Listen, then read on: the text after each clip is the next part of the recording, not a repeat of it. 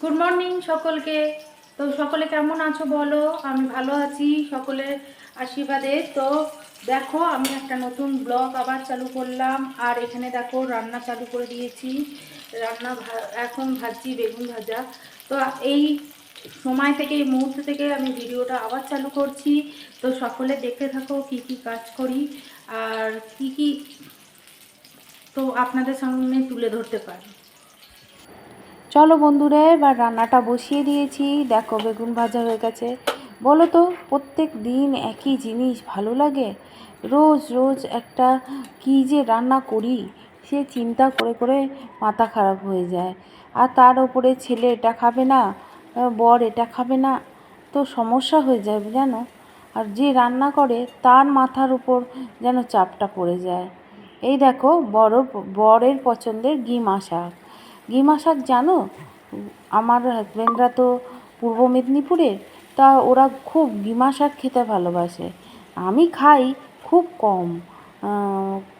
ও এই শাকটা পেলেই ব্যাস ওর ভাত খাওয়া হয়ে যাবে। তো দেখো, আমি ডাঁটা দিয়ে, বলে গেছে ডাঁটা দিয়ে করতে, তো আমি সজনা ডাঁটা দিয়েই তার চচ্চড়িটা করে দিলাম। আমি খুব বেশি অল্প বিস্তর খাবো, ছেলে তো একদমই ছোবে না। তারপরেও আমাকে একটা মাছের ঝোল টোল কিছু করতে হবে যাতে ছেলে খায়। দেখো, গিমা শাকটা রান্না প্রায় শেষের পথে। আর এই গিমা শাক দেশে গেলে সবাই এই বিকালবেলা মাঠে তুলতে যায়। এখন জানি না পাওয়া যায় কি না, তবে দেশের বাড়িতে বেশ কিছুদিন যাইনি জানো। এই যে ঘর ফর তোলা এইসব ঝামেলার মধ্যে দেশের বাড়ি যাওয়াই হয়নি। যদি কোনো দিনও দেশের বাড়ি যাই সমস্ত কিছু তোমাদের সঙ্গে ধরবো। এই দেখো গিমা শাক। আর দেশের বাড়ি গেলে আমার শাশুড়ি সমস্ত কিছু দেয়। গিমা শাক, চিকনি শাক বলে আর একটা শাক পাওয়া যায়, সেটাও দেয়। তো আমি অত কিছু জানি না, আর আমি অত ভালোবাসি না, খাই অল্প বিস্তর খাই। এই দেখো, রাত কথা বলতে বলতে গিমা শাকটা রান্না হয়ে গেছে। দেখো, কোনো মশলা দিইনি যেন। আর গরম পড়ে গেছে তো বেশি মশলা খাওয়াটাও ঠিক হবে না। আর এই একটা হালকা পাতলা করে মাছের ঝোল করব। প্রত্যেক দিন একটা চিন্তা করতে হয় যে কী যে রান্না করি। সকাল বিকেল একটা রান্নার খুব টেনশান হয়। দেখো, সবার পছন্দ মতন করতে হবে, নাহলে রান্না করাই সার হয়ে যাবে। সমস্ত তরকারি পত্র পড়ে থাকবে, কেউ ভাত খাবে না। আর আমাদের সবাই ভাত খাওয়া খুব কম। যে তরকারিটা একটু খায়, কেউ তরকারি পরিমাণ মতন না দিলে কেউ খাবে না। তাই জন্য মাছের ঝোলটা আবার বসালাম। দেখো, কাঁচা লঙ্কা বেটে আর হালকা একটু আদা রসুন পেঁয়াজ দিয়েই মাছের ঝোলটা করেছিলাম, কিন্তু খুব ভালো হয়েছিল জানো। আমার ছেলে অন্যদিন ভাত খায় না, আজকে পুরো ভাতটাই খেয়ে নিয়েছিল। ও কী যে খায় ওর বলা মুশকিল।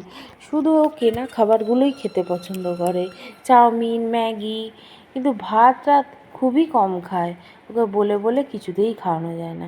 এই দেখো, ভাতের ফ্যানটা না আমি ফেলিনি। ভাতের ফ্যানটা কি করব জানো, এই গামছাগুলো এত পরিমাণে নোংরা হয়েছে, তাই এর মধ্যেই গামছাগুলো একটু ফুটিয়ে নেবো সার্ফ দিয়ে। তাহলে কি হবে, গামছাগুলো একদম পরিষ্কার হয়ে যাবে। যেন কাদার মতন নোংরা বেরিয়ে গেল, আর গামছাগুলো একদমই পরিষ্কার।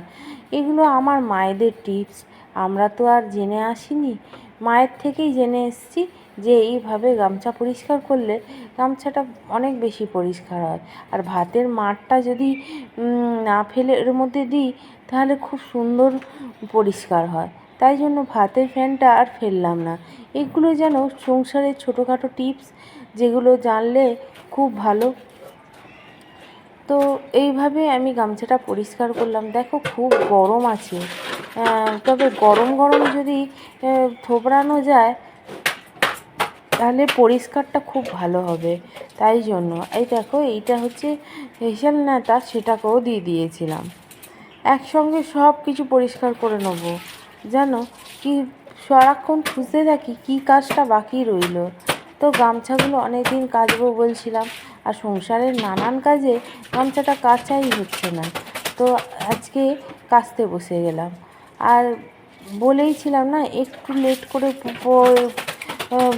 আমি কাজ ধরি, কারণ আমার তো ভিডিও ফেডিটিংও করতে হয়। সকালবেলাটা উঠেই আমি ভিডিও ছাড়তে হয়, সব কিছু তো একা হাতে, সব কিছু একা হাতে করতে গেলে একটু সময় তো লাগে।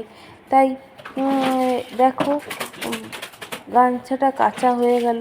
আমি দেখো খুব ভালো করে খুঁড়ে কাচ্ছি, আর প্রচণ্ড নোংরা বেরোচ্ছে জানো। আর এইভাবে কাচলে তোমরা দেখবে গামছা যেগুলো আমরা ব্যবহার করি সেগুলো খুব পরিষ্কার হয়।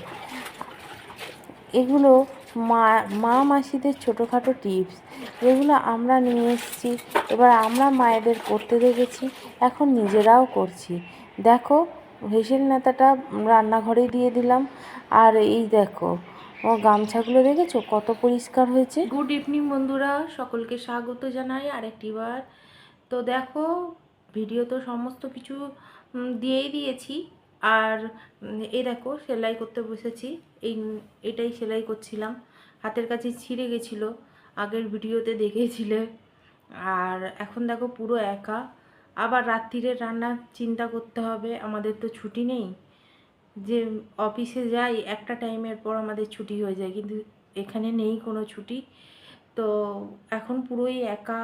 ছেলে গেছে পড়তে, হাজব্যান্ড গেছে কাজে, আর ও তো 10টার আগে ফিরবে না। তো একা একা কী করব, টুকটাক বাড়ির কাজগুলো করতে থাকি, আর রান্নাও করব রাত্রিরে। তো আজকের জন্য এইটুকু থাক, আবার কালকে দেখা হবে নতুন কিছু কাজ নিয়ে। তো আজকের জন্য টাটা।